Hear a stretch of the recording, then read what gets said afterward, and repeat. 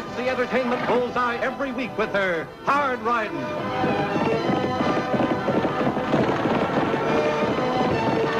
Straight shooting.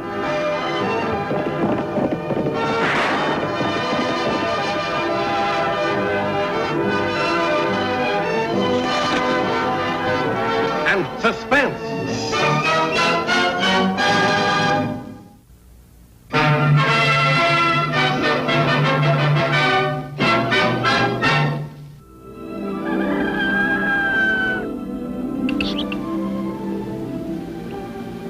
Patience, little one, patience.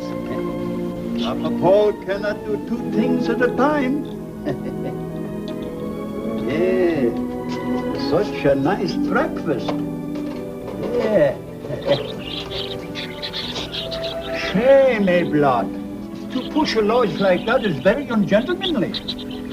Oh, come. Ah, that is better. Stay here and keep a sharp lookout. We don't want to be interrupted.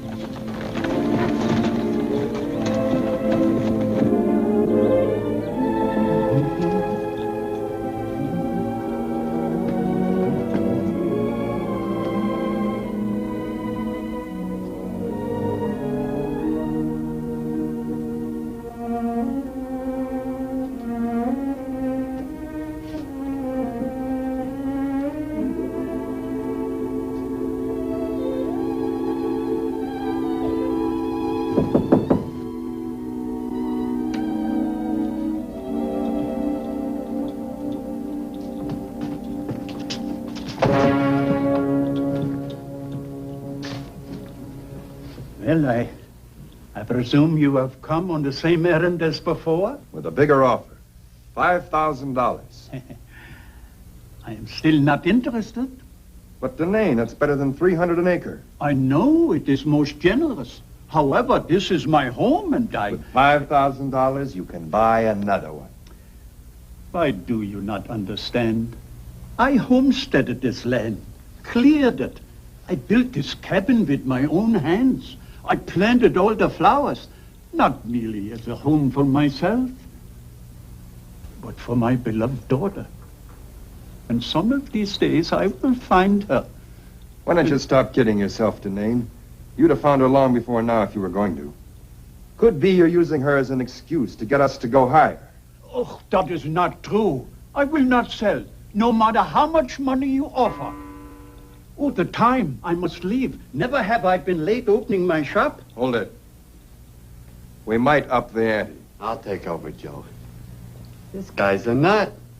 Now, you can't crack nuts by talking. You gotta do it this way.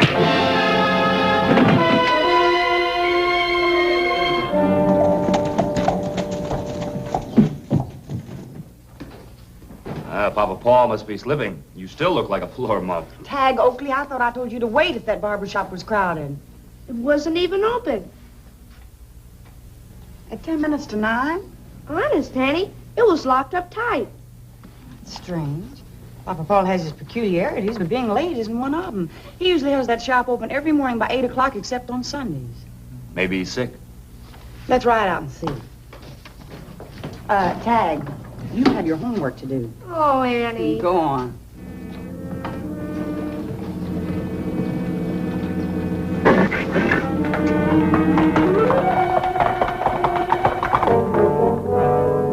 Last punch was too hard, Nails. He's dead. What? We'll let the boss figure out what to do now.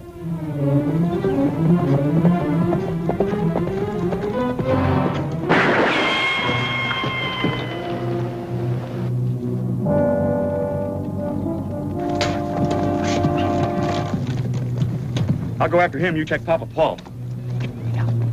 It's Lofty Craig and Annie Oakley.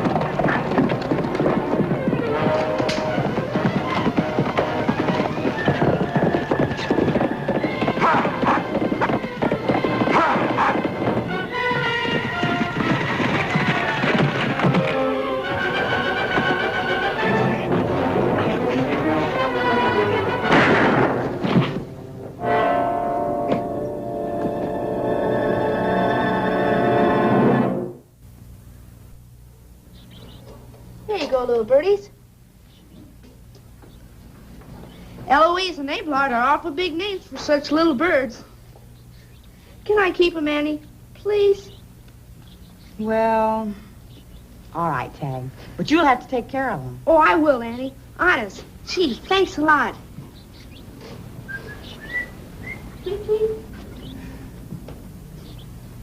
Only Papa Paul would have something like this in his stable. It's lovely. He did beautiful work. You mean he made this? Mm-hmm. He used to be a lace maker years ago back in Belgium. He sure was one strange hombre. I never did savvy him, or much of what he said. I don't know, he seemed to always talk in riddles. Mm-hmm. These books on lace making. I'd like to read them sometime. Lofty, Papa Paul must have had a premonition. Because only last week he told me that if anything happened to him, I should take this picture of his wife and daughter. What for? There's something stuffed in the back of it. Any luck, Mr. Scott? Yes. That two-gun hombre was Dutch Vogel, a notorious border gunman. And robbery must have been the motive. Lofty, no wonder Papa Paul wanted me to have this picture. This is his will. Oh, what'd it say? Well, give me a chance to read it. He's leaving everything to his daughter, Eleanor Marie. Daughter? Till I saw that picture, I didn't even know he had one. Most people didn't. He lost track of her years before he came to Diablo. What are you frowning about, Annie? Listen to this. As every Flemish girl cherishes her christening dress, I am sure Eleanor has hers. Therefore, I ask her to produce it and insist that she explain these words. Youth gave love and roses and sewed it with a double thread. Doggone peculiar thing to put in a will. Just like the name, though. He always was an odd one. What else did it say? Oh, nothing much. It names me as the executor. Well, then it's up to you to find his daughter. That's right, providing she's still alive. Being a newspaper man, you can help me find that out if you'll give this story a lot of publicity. I'll have it on the Western Associated Press wire by sundown. Maybe I can get this picture in the papers, too. Good.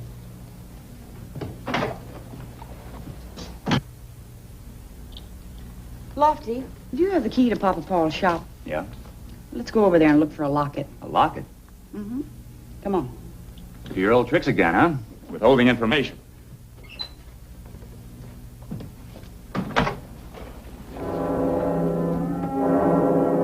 Danane's lost daughter named in strange will. I don't get it. If the old man was so poor, why should I pose as his heiress? It's very simple. The miners on the ridge above his place ship their ore to a smelter the other side of Diablo. Danane's been letting their ore wagons cross his place for free. If we can get hold of his place, we'll put up a toll gate and charge him plenty. Well, suppose they cross you up and send the wagons by a different road. There's not much chance of that. The only other way is a trail over the mountains. Too narrow for wagons. It's 20 miles longer. 3 days round trip by pack train. How much can you tell me about Danane and his family? Plenty. What about this christening dress? I guarantee you an exact duplicate of the real one. All right. It's a deal. Oh, one other thing. If you're going to be Eleanor Danane, you better dress like her. Get rid of these trimmings.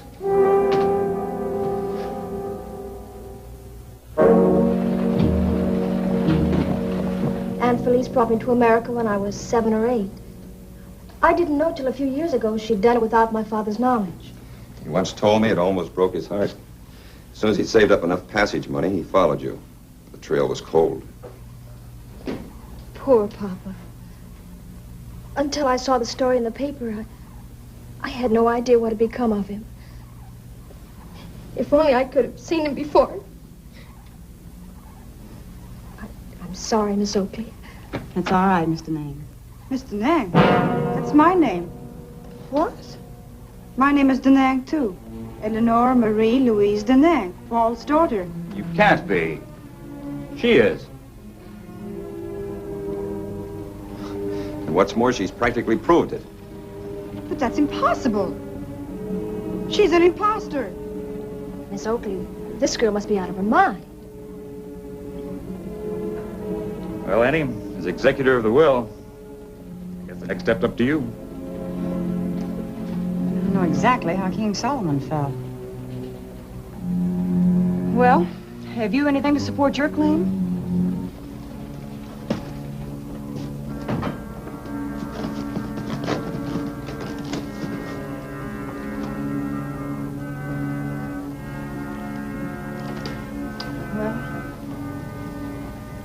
You've each produced a christening dress. Let's see if you can explain these words. Youth gave love and roses and sewed it with a double thread.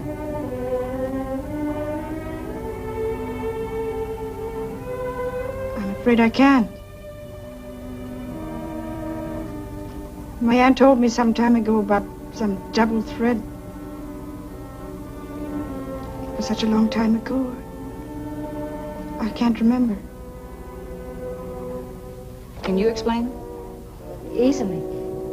From what my Aunt Felice told me, youth means my father was a young man when I was christened. With love, he gave me this dress, which, as you will see, Miss Oakley, is trimmed with rose-patterned lace. What about the double thread? Look at the seams. Sewed with a double thread, all right. So is this one. But I explained the words. Doesn't that prove I'm the real heir? Certainly seems to, but I can't make anything official until after I find a certain locket. Locket? There was one paragraph in the will I didn't make public. The accuracy of her explanation will be confirmed by the contents of the jewel locket in my possession. Well, I guess it's a stalemate till that locket is found. I'm afraid so. Then I might as well take a room at the hotel. Is it very far? No, just down the street. I'll show you. You're very kind.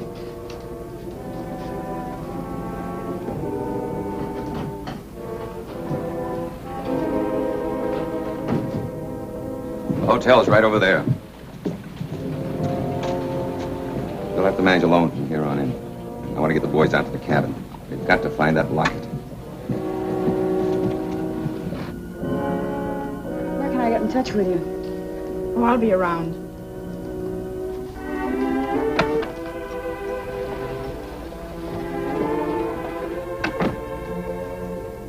What's puzzling you, Annie? The brunette met the terms of the will. She must be the real daughter. I don't think so. Yet I haven't got anything to back me up. What about the blonde? I don't know, Lofty. I just can't say for sure about anything until after we find that locket. I'll ride up to the cabin and give another going over. All right, here's the key.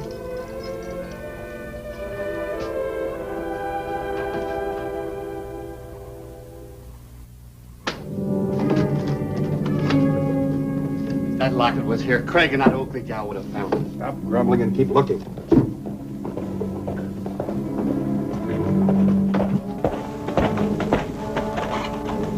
It's Lofty Craig. You handle him. Pull up your mask. We can't risk him getting a look at us. No gunplay. Never can tell when one of those ore wagons might be coming through.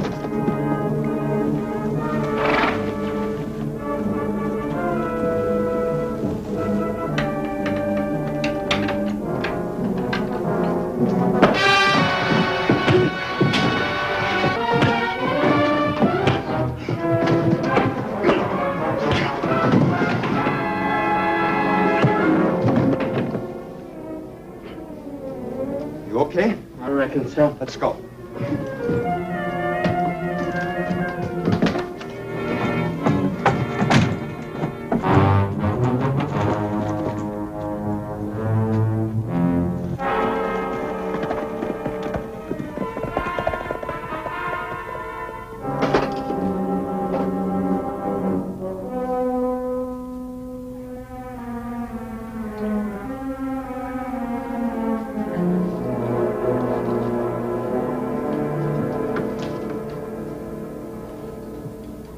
This blonde hair was my mother's, the dark hair mine.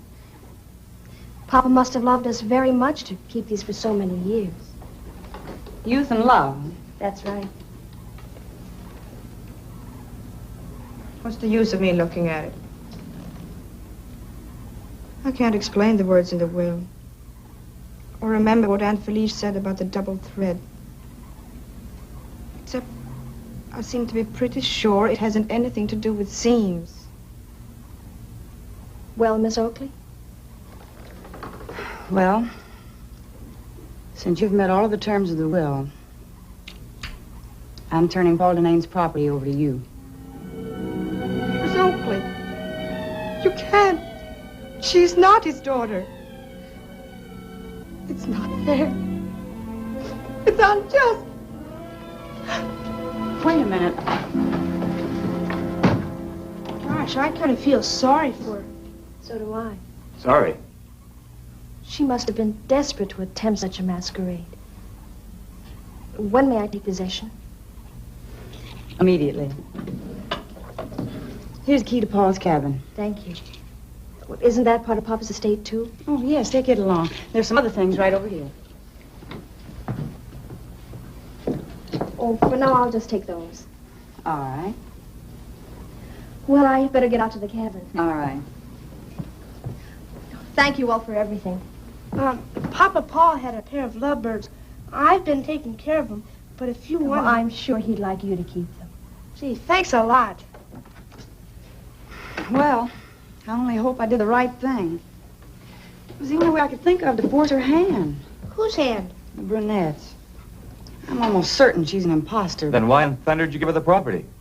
To find out why it's so important to her. And also to try and learn the identity of Papa Paul's killers. You think she's in cahoots with them? Yes, I do, but I can't prove it.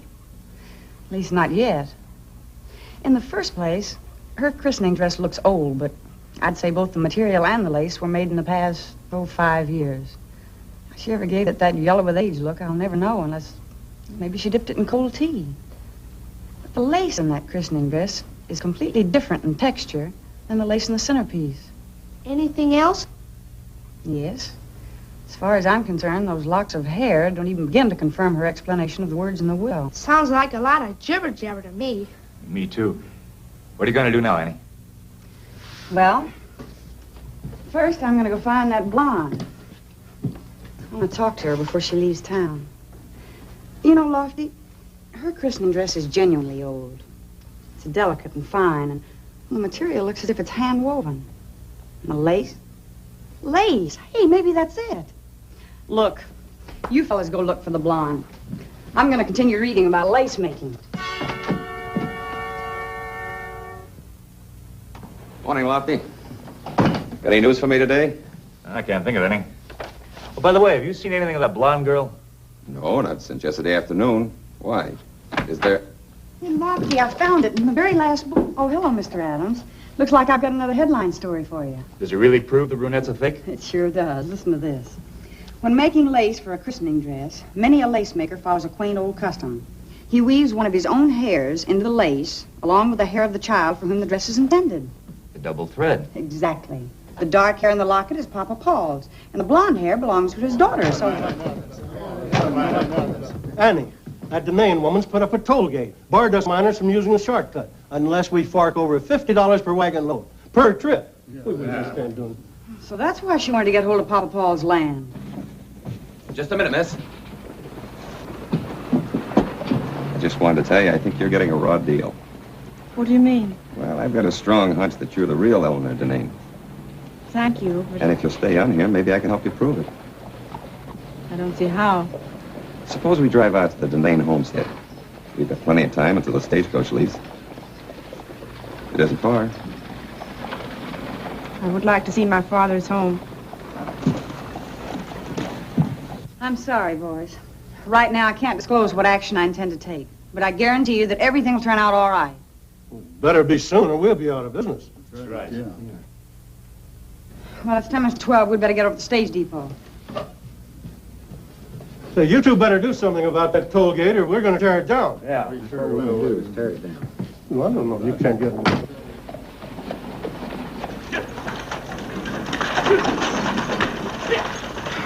I thought surely she'd be on that stage. What do we do now, Annie? Well, first we're going to get a magnifying glass. Magnifying glass? Mm-hmm. And then we ride out to Papa Paul's place.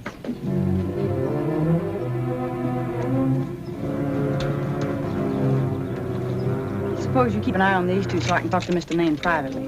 Sure.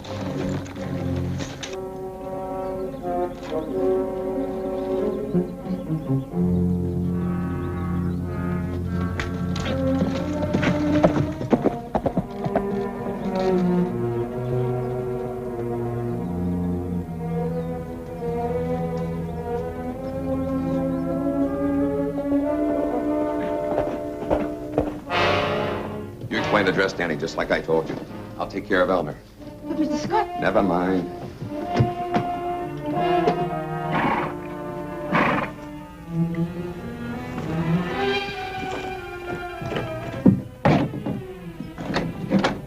Miss Oakley, what a nice surprise. Won't you come in? Thank you. How nice of you to call. This isn't a social call, Vera. Do you mind if I take another look at your christening dress? Not at all.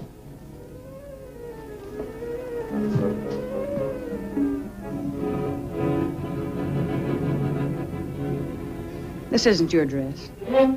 Why, of course it is. This material is soft and fine. It's really old. This is the dress Eleanor Denane brought with her. Where is she? I haven't the ghost of an idea what you're talking about. These pieces of straw came from her valise. What have you done with her? All right. Go on, move.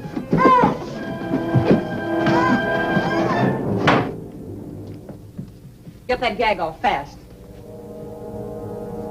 Now the ropes. Adam Scott. He's behind all this. He's out back. Don't worry, Annie. I'll take care of her.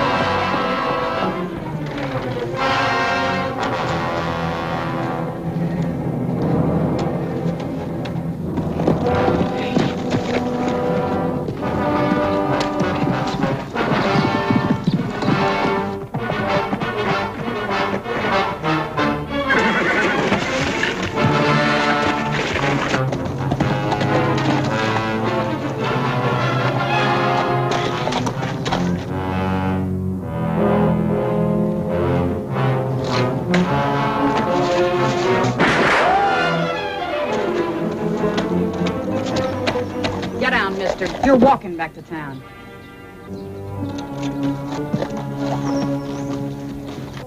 So, when Papa Paul was making the lace for his baby's christening robe, he wove one of his black hairs and one of her golden ones into the rose. Gosh, Annie, you know a lot. Nonsense, Tag. I just remember what I read. Well, Eleanor, you better get your bonnet on. The stage will be in a few minutes. I thought you were staying in Diablo. I'll be back. I'm using the money the miners paid me for the right-of-way to take a course in barbering. And then she's going to come back and reopen Papa Paul's shop. Oh, Annie. Gosh, I bet girls invented haircuts.